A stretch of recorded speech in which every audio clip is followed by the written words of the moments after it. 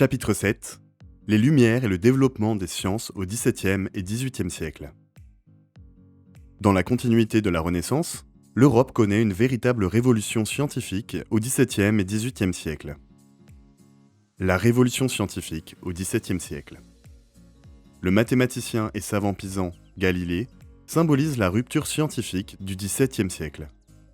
Il poursuit les travaux de Copernic et renouvelle profondément la vision de l'univers grâce à la première lunette astronomique qu'il élabore lui-même en 1609.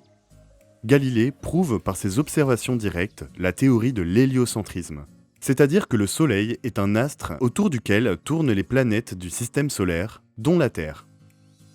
Galilée rencontre l'hostilité de l'Église pour laquelle la Terre, créée par Dieu, est au centre de l'univers. Elle le force à abjurer ses erreurs lors d'un procès en 1633. Les travaux de Galilée, fondés sur l'hypothèse et l'observation, ont pourtant permis de poser les fondements d'une science physique moderne. D'autres savants participent à cette révolution scientifique au XVIIe siècle.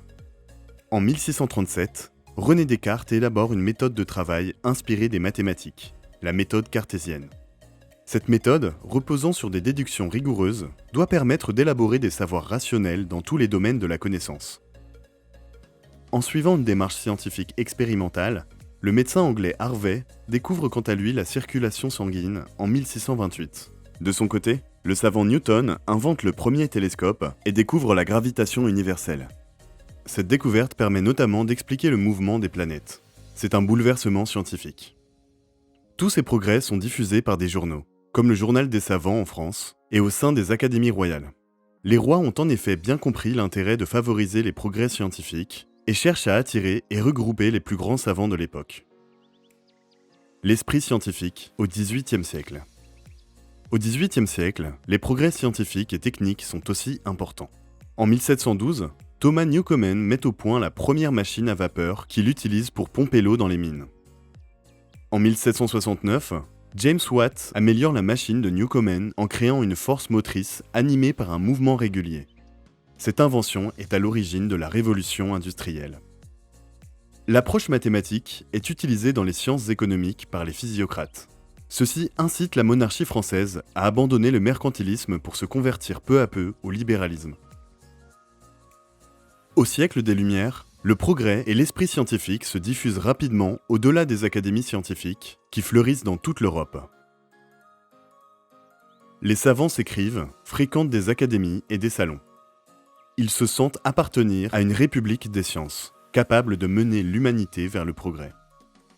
Guidé par la raison, le mouvement des Lumières participe à la diffusion des progrès scientifiques.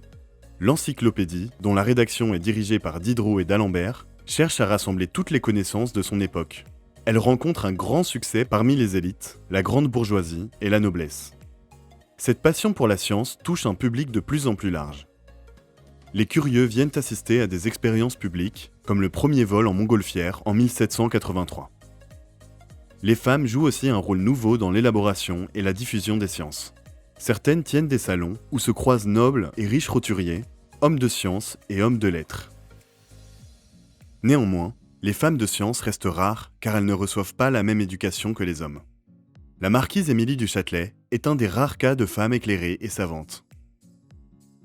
Elle traduit en français les travaux de Newton, travaille avec Voltaire, publie les institutions de physique en 1740 et devient membre de l'Académie des sciences de l'Institut de Bologne. Le cas d'Émilie du Châtelet reste néanmoins assez unique car les femmes, même savantes, comme ici Madame Lavoisier, doivent généralement se contenter de rester dans l'ombre de leur savant mari.